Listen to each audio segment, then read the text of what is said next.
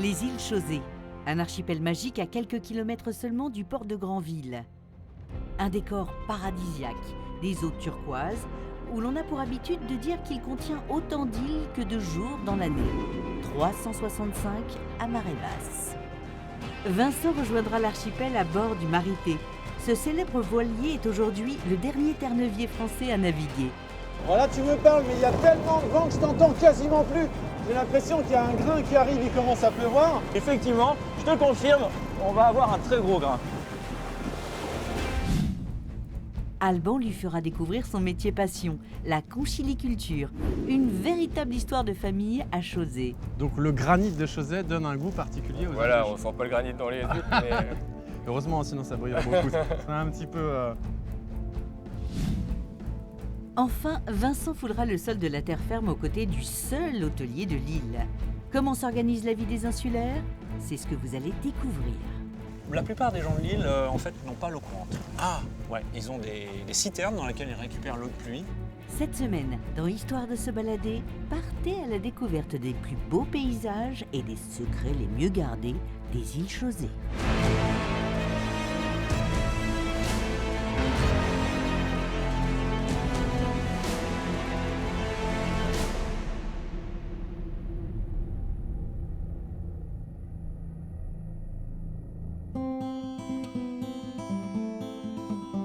Bonjour à toutes et à tous et bienvenue à bord du Marité.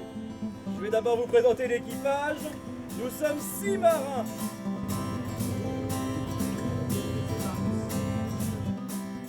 Bon là, je suis en train maintenant de sortir du port de Granville, vous le voyez, et je me trouve à bord du Marité, un bateau qui partait pêcher à Terre-Neuve il y a très longtemps.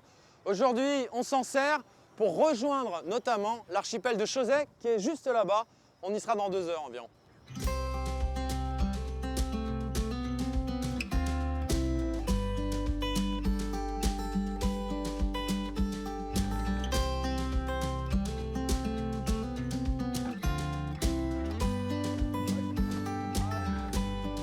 S'entrecaler les mains. Voilà, regarde, ça c'est de la méthode, Bruno, on est bien là. Regarde, C'est de la rigolade. allez, on va la hisser cette grande voile.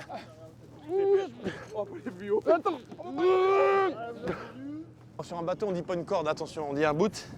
C'est les bouts qui servent à hisser les voiles. Normalement, sur un petit bateau, c'est voilà, c'est épais comme ça. Voilà la drisse, les drisses du Marité. Regardez cette synchronisation, on croirait un ballet. Allez, allez, regardez. Bon, c'est plutôt dans ce mode, c'est de la danse moderne pour l'instant, hein, quand même. Allez, 1, 2, 3, 1, 2, 3, 1, 2, 3, 1, 2, 3, North Central Monday morning rail. 15 cars and 15 restless riders. 3 conductors and 25 sacks on mail. Ça va Mathieu? Bonjour Vincent. Bon, la dernière fois que je t'ai vu, t'étais pas habillé pareil, mais bon, c'était pour le carnaval de Granville. Exactement, c'était l'occasion. Donc là, je suis super content parce que j'ai embarqué à bord du Marité. Est-ce que tu peux me rappeler l'histoire de ce bateau qui, normalement, partait très très loin à l'époque? Oui, tout à fait, c'est le tout dernier Terre-Neuve français qui partait à la pêche à la morue sur les bancs de Terre-Neuve. À quelle époque? 1923 à 1930 à peu près, hein, au niveau des pêches à la morue. Ensuite, très rapidement, le bateau n'était plus assez compétitif pour faire la pêche, donc il a été vite mis à la retraite et passé en transport de marchandises. Arrive la Seconde Guerre mondiale où le bateau est réquisitionné en Angleterre pour le transport de troupes militaires. Après, il repart à la grande pêche en mer du Nord. Et dans les années 78-80, il est repéré par une bande de copains suédois qui tombent complètement amoureux de la coque du navire, décident de le retaper entièrement et vont voguer sur les mers du globe pendant une vingtaine d'années. Et c'est dans les années 2000 qu'ils mettent le bateau en vente et qu'il est repéré par Gérard d'Aboville. Oui. Et arrive la fameuse tournée Thalassa avec Georges Pernou à la barre du navire. Et alors, ce bateau, à l'époque, donc début du XXe siècle, il y avait combien de marins à bord quand ils partaient à Terre-Neuve? Ils étaient une vingtaine sur le Marité. Ah, seulement, d'accord. Tout à fait, vingtaine à pêcher en fait à bord de Doris, hein, ils ne pêchaient pas à bord du Marité même. Lorsque le bateau arrivait sur Terre-Neuve, le bateau s'arrêtait. Et ils partaient pêcher de Doris et ramenaient au maximum à peu près 150 tonnes de morue dans les cales du bateau. Ah, voilà. Les campagnes, elles duraient combien de temps? Entre 6 à 8 mois. Donc c'était difficile quand même de Très partir très en mer. difficile, un métier très très rude. Voilà, tu me parles, mais il y a tellement de vent que je t'entends quasiment plus. J'ai l'impression qu'il y a un grain qui arrive, il commence à pleuvoir. Exactement. Un bateau comme ça peut résister, allez, à une grosse tempête ou pas? Tout à fait, une très grosse tempête même, puisque ce sont des bateaux très costauds qui traversaient l'Atlantique Nord. Le bateau a quasiment 100 ans, c'est un arrière-grand-père en pleine forme, il n'y a aucun souci. Et effectivement, je te confirme, on va avoir un très gros grain.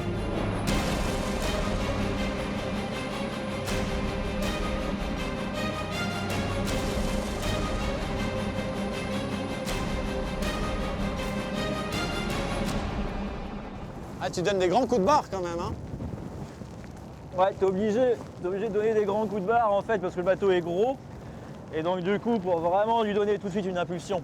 Et alors avec cette voilure, on va à quelle vitesse sur un bateau comme ça? Sa vitesse de moyenne est entre 7 à 8 nœuds, ce qui correspond à peu près à une quinzaine de kilomètres/heure. Et on arrive à le pousser un peu entre 10 et 13 nœuds. Il faut savoir que ce n'était pas vraiment en fait des bateaux qui étaient là pour faire des pointes de vitesse, mais plutôt des longs courriers pour tenir des belles moyennes sur une traversée de l'Atlantique. Et alors on commence à avoir des cailloux là-bas, c'est? L'archipel de Chausey Ah oui. qui est en train de se découvrir devant nous avec un magnifique rayon de soleil. Ouais, mais il y a un petit grain entre-temps, je vais me protéger, puis on se retrouve là-bas. À toutes!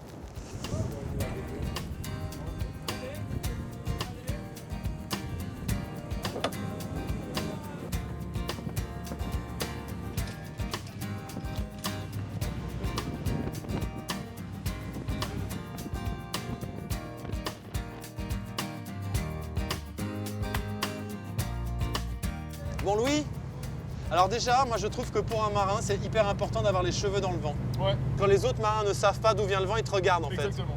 Et tu sers à autre chose sinon sur le bateau? Pas vraiment.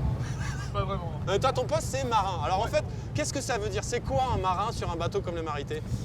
C'est un poste qui est polyvalent. Principal, ça va être surtout la participation aux manœuvres, départ du bateau, départ à quai, arrivée, là par exemple dans l'archipel de Chausey, on va devoir se mettre au mouillage, envoyer l'ancre. Entre les deux, envoyer les voiles. Nous on fait beaucoup participer les gens qui viennent naviguer avec nous, Ah ouais, donc il y a beaucoup de travail sur un bateau comme ça. ça n'arrête pas. Si on ferme les yeux, on arrive à imaginer comment ça pouvait se passer la vie à bord. Est-ce que toi, tu te remets dans cet Alors, état d'esprit ou pas? Pour nous, oui, parce que nous, en tant que marins, on se renseigne beaucoup sur la vie du bateau, on vit dessus, donc on s'en rend compte. Quand on sort juste une journée dessus, c'est pas forcément évident. Nous, on essaye d'expliquer vraiment au maximum aux gens comment ça fonctionnait pour qu'ils s'en rendent compte au mieux. Il y a des manœuvres particulières qui, toi, te font triper vraiment? Moi, ce que j'aime, c'est grimper là-haut. C'est ce qui me plaît. Ah ah, grimper là-haut. Ouais. Ah ouais, j'aime bien grimper moi aussi. Bah, tu vas pouvoir y aller. Ah, tout à l'heure, on va aller faire un tour alors. Ok. C'est assez intéressant. Pour le fait de monter, et une fois qu'on est en haut, la vue qu'on a est assez plaisante.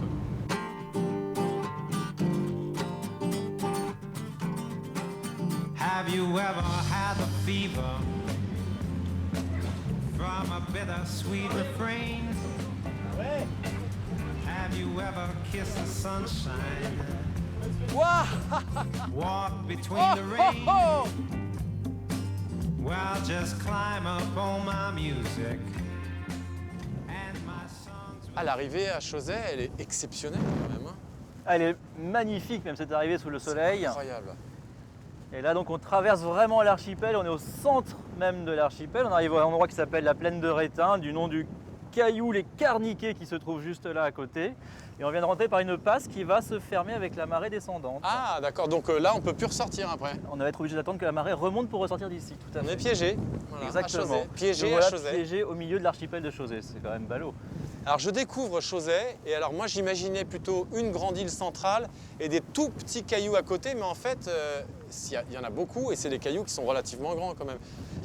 On sait il y a combien d'îles ici ou pas? Alors en fait, l'archipel fait 10 km de long sur 6 de large, hein. Donc Ouais, d'accord. c'est vraiment assez grand. Ça s'étend vraiment d'est en ouest. On a une île principale qui est vraiment la grande île sur laquelle on a des habitations, et après des centaines et des centaines de cailloux en fonction de l'heure de la marée. Puisqu'en marée haute, on va dire qu'il y a 52 îlots, mais lorsque la marée descend, ce sont des bancs de sable, des îlots, des cailloux qui découvrent à marée basse, et là c'est impossible de les compter vraiment.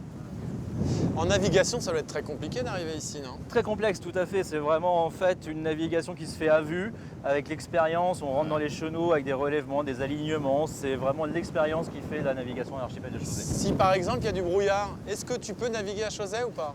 Non, on ne s'aventure pas dans l'archipel comme ça de nuit ou dans le brouillard. Et alors la couleur de l'eau, elle est étonnante ici en fait. On est pourtant en Normandie, et on a l'impression d'arriver à Curaçao ou alors au Belize. On va être bien là. Putain, je vois un petit bateau qui arrive, c'est Alban qui vient me chercher parce qu'avec lui, je vais aller découvrir son activité de conchiliculture et ostréiculture. Très bien. Je te remercie. Merci Vincent et bonjour À Alban. très bientôt. Ciao. Le voilà. Salut.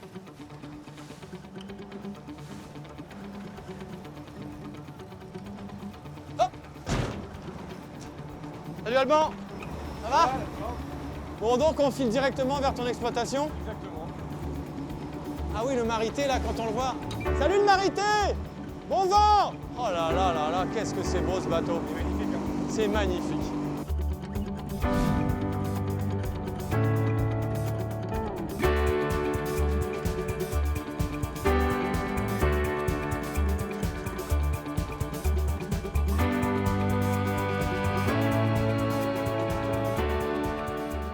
Alors toi, Alban, tu es conchiliculteur, ostréiculteur. Alors en fait, la conchiliculture regroupe la culture de coquillages. Donc en fait, ostréiculteur, c'est les huîtres. Et la méthyliculture, c'est les moules. Et la vénériculture, c'est les palourdes et les coques. Donc du coup, la conchiliculture regroupe tout ça. Quand est-ce que tu as commencé ici dans l'archipel de Chausey? J'ai commencé en 2012, il y a 5 ans. D'accord. Alors moi, je viens pour découvrir ce petit bijou là que je connaissais pas du tout. C'est vrai que c'est assez saisissant ce paysage en fait très minéral parce qu'on voit que du caillou partout. On voit tes parcs au milieu. Là, tout ça, ça t'appartient, c'est ça? C'est ça, oui. Ça, c'est les parcs à moules. Et derrière, il y a les parcs à huîtres. Ton père était aussi ostréiculteur, Exactement, ouais. conchiliculteur. Il a commencé déjà il y a une trentaine d'années, donc j'ai toujours baigné dans le milieu. Qu'est-ce qui est le plus difficile ici quand on travaille dans cet environnement pour toi? Le plus difficile, c'est la météo. La météo, surtout, disons, le vent. Le vent, là, comme aujourd'hui, il y a un tout petit peu de vent, donc ça va, c'est facile à travailler. Mais dès qu'il y a beaucoup de vent, ça devient très difficile, même voire des fois impossible. Là, on se dirige vers quoi? Là, on se dirige, donc là, il y a les parcs à moules ici, et on se dirige vers les parcs à huîtres, qui sont un peu plus loin derrière. En dehors de l'environnement qui est quand même exceptionnel, qu'est-ce qu'elles ont de particulière, ces huîtres et ces moules que tu cultives ici? Alors en fait, ici, donc à Chausey, on a quand même un microclimat. On est aussi éloigné de toute pollution côtière, donc ce qui donne vraiment une pureté au coquillage, mais il y a aussi le fait qu'elle soit vraiment en pleine mer, et donc ce goût qui est quand même plus prononcé, plus iodé. Plus iodé, d'accord. Donc c'est vraiment le goût de la mer ici. C'est vraiment en fait des moules et des huîtres de haute mer, quoi. Est-ce qu'on peut se balader un petit peu entre les îles là pour découvrir quand même la beauté de l'archipel? Bien sûr, ouais.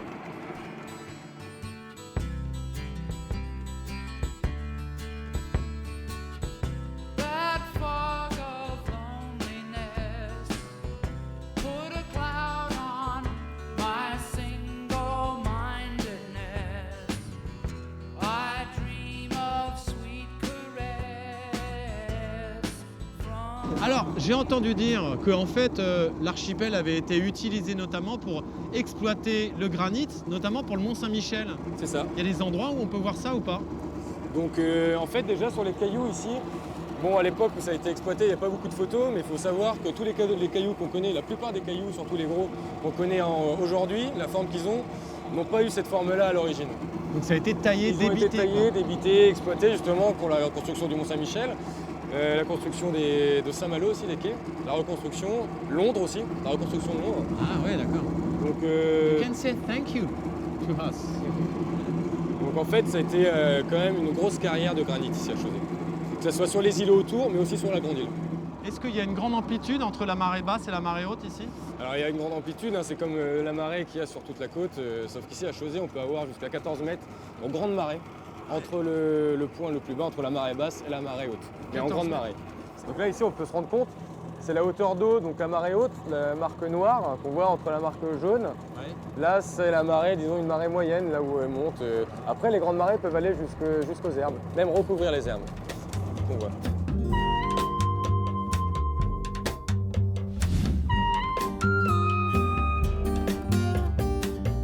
It was cold when it came. I led my cars plain to see. They told Donc là, c'est ton jardin en fait. Voilà ici, c'est ici qu'on produit donc les huîtres. T'en as combien là, tu sais? Combien d'huîtres t'as ou pas? On a à peu près 12 000 poches. 12 000 poches et il y a grosso modo, combien d'huîtres par poche? Il y a à peu près 160 huîtres. Alban, les huîtres qu'on a là, elles en sont à quel stade de maturité? Là, elles arrivent au moment où on va les calibrer, donc les trier par poids, pour ensuite les vendre dans un mois. T'as vu, t'as dit en huître. Ça te suit partout, hein? Exactement. En huître, mais non, en huître on dit, c'est pas des huîtres partout.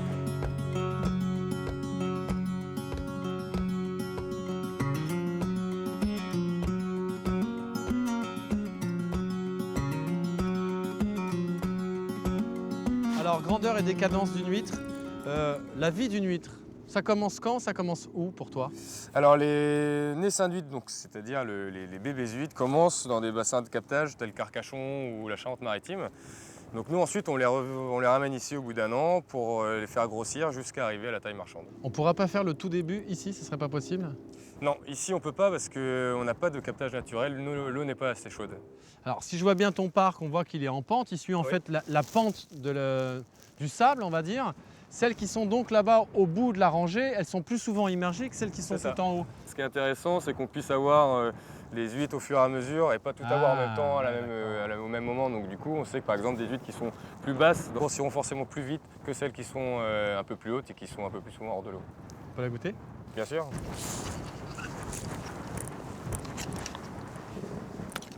Oh là là, elle est belle.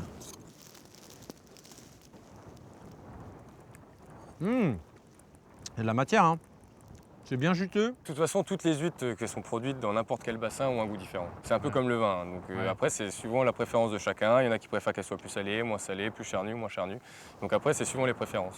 L'intérêt de Chausey, c'est aussi qu'en fait, tout l'archipel est complètement lavé. On pourrait dire l'eau se retire quasiment totalement. Oui. Et on a un renouvellement total de l'eau ici. Est-ce que ça va influencer le goût de l'huître ou pas? Ça va influencer le goût de l'huître, les rochers qui sont autour. Donc le granit de Chausey donne un goût particulier aux Voilà, œufs. on sent pas le granit dans les huîtres, mais...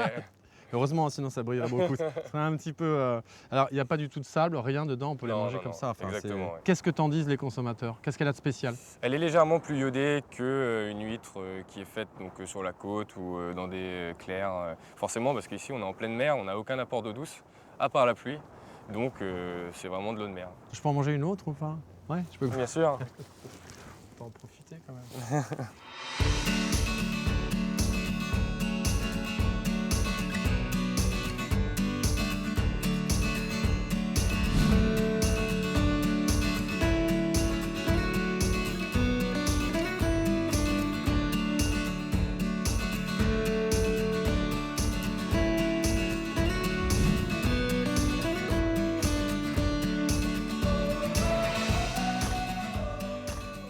C'est très beau ici quand même. Vincent, c'est donc toi. Bonjour. Enchanté. Ça va Vincent? Bien. Bienvenue à Qu'est-ce qui Chausey. se raconte de Vincent alors, quand ils se rencontrent? Qu'on est bien à Chausey, surtout quand il y a un ciel comme ça, bleu, magnifique, avec un soleil radieux C'est fou. face aux îles. Voilà. C'est fou quand même. Alors en fait, toi, tu es ici depuis combien de temps? Alors moi, je suis ici de façon semi-sédentaire depuis maintenant 3 ans. Donc tu es un habitant, tu es un chausier. Je suis un chausier. Et tu es patron de l'hôtel, ce fameux hôtel qui est ici à Chausey. Exactement, avec ma femme. On a décidé de venir ici, de s'engager dans une nouvelle aventure et de changer de vie. À l'origine, c'était une petite casemate en granit. D'accord. Qui a été construite à l'époque où le fort a été construit, c'était dans les années 1880, et c'était la casemate qui servait en fait à l'ingénieur pour encadrer le chantier et voilà, faire tous les plans d'architecture qui servaient au fort. Sympa la casemate. Et c'est un établissement qui est en fait rentré dans l'histoire de la famille en 1920 lors d'une soirée assez amicale et arrosée entre Louis Renault qui fréquentait Louis Renault, donc l'industriel automobile, Bien sûr, ouais. qui fréquentait assidûment l'île puisque c'était vraiment son paradis à lui aussi, et le grand-père de ma femme. Et donc sur un coup de tête, ils ont décidé d'acheter l'hôtel. J'imagine que ça ne doit pas être simple forcément pour la logistique, parce que ici à Chausey, on peut pas, il n'y a pas de tomates, de courgettes qui poussent. Non, rien ne pousse ici. Alors comment on fait? Alors on travaille avec un nombre réduit de fournisseurs avec qui on travaille tout en confiance puisqu'on ne voit rien, on commande et on reçoit le lendemain au mieux par le bateau. Tout arrive par le bateau. Sauf quand il y a une tempête? Sauf quand il y a une tempête. Si tempête, pas de courgettes.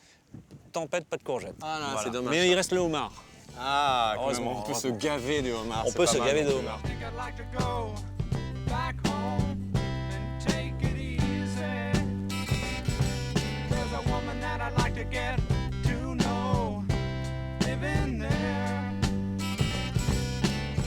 Par rapport à la gestion de l'eau, est-ce qu'on a tout ce qu'on veut en eau courante ici? Comment on fait? Alors, La plupart des gens de l'île, en fait, n'ont pas l'eau courante. Ah, Ouais, ils ont des citernes dans lesquelles ils récupèrent l'eau de pluie. Ça, D'accord. depuis très très longtemps à Chausey, hein, c'était une habitude. En fait, l'eau courante est arrivée à Chausey il y a peu de temps, grâce à la ville de Granville qui a mis en place un système d'approvisionnement en eau via les bateaux qui amènent les passagers. ah ouais. Donc tous les jours. Donc les il y a des bateaux- citernes dans les... Alors, il y a des citernes dans les bateaux, absolument. D'accord. Les mêmes bateaux amènent les passagers, l'eau, donc le fret, et ramènent aussi toutes les ordures ménagères, puisqu'il n'y a pas du tout de décharge sur l'île, hein. Tout est ramené à Granville pour être traité en recyclage.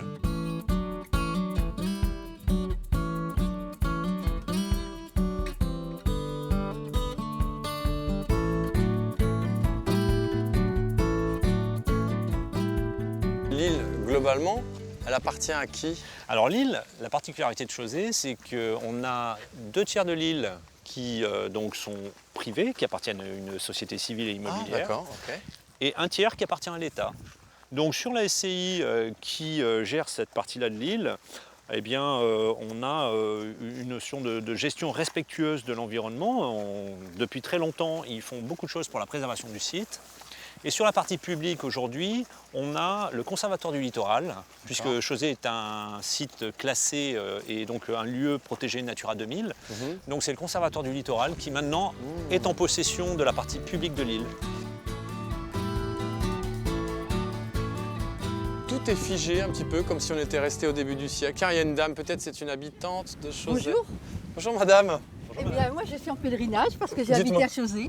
Vous avez habité à Chausey? Oui, mon père était gardien de phare. C'est pas vrai. En Du phare qui est 55. là-bas? Le phare qui est par là. Bon, là-bas? Oui, là-bas. Oui, en 55. Et la maison des gardiens de phare a été construite pour nous, pour qu'on puisse venir y habiter en famille. Et donc vous étiez toute petite en arrivant ici? J'avais 7-8 ans. Et là, ça fait 15 ans que je suis parvenue. C'est vous pas voyez. vrai? Oui, oui, je suis Et là pour la alors, journée. 15 ans après, est-ce que ça a changé? Non, non. C'est ça, hein. Par contre, il y a C'est beaucoup plus. figé, quoi. Non, il y a beaucoup plus de végétation. Et c'est bien?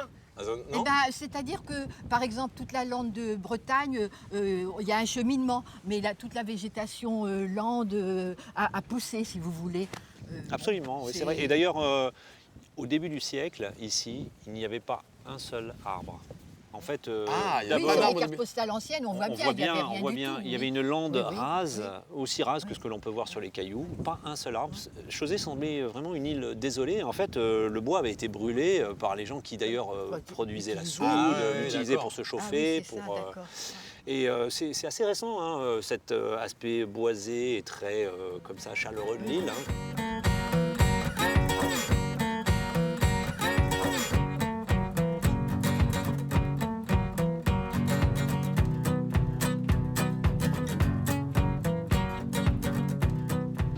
Il y a combien d'habitants qui vivent à Chausey exactement, on le sait? Alors l'été, on a entre 400 et 500 personnes qui viennent ici en villégiature. Et puis Là, le reste de l'année, est-ce qu'il y a beaucoup d'habitants? En hiver par exemple, il y a combien d'habitants à Chausey?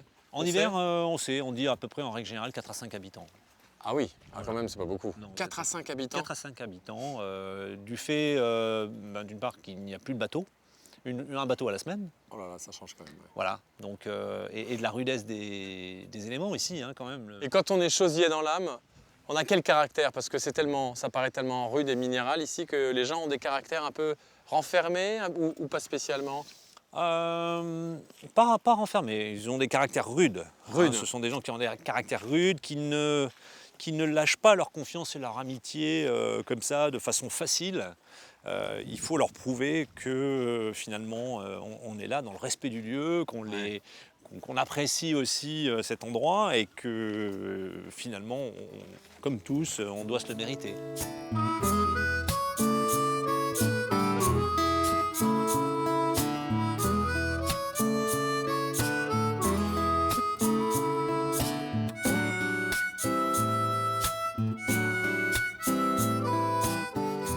Bon bah écoute, en tout cas moi j'aurais passé un petit moment de bonheur avec toi et c'était une découverte stupéfiante et très charmante. C'est le charme de l'île et le côté spectaculaire des cailloux. En revanche, moi je resterais bien, mais je crois que quand ça mousse, ça veut dire quoi? La mer remonte, ça y est. Quand la mer remonte, il y a le bateau qui est là-bas. Et il va bientôt falloir partir. Retour sur le continent. Bon bah je te laisse réfléchir face à la mer. Très bien, merci. Salut Vincent. Bon retour. J'adore ton prénom. I'm just mad about saffron. Saffron's mad about me. I'm C'est vrai que c'est difficile de ne pas rester bouche bée devant un paysage aussi beau que ça. Alors moi, je ne peux que vous conseiller de venir ici en été, bien sûr, mais de tenter l'aventure en hiver avec un bateau par semaine. Vous restez ici et vous vivez l'expérience Chausey, une expérience unique. Si vous voulez avoir toutes les informations sur les émissions et surtout le replay de celle-ci, vous allez sur le site france3.fr. Moi, je vous dis à très bientôt pour de nouvelles aventures d'Histoire de se balader. Ciao!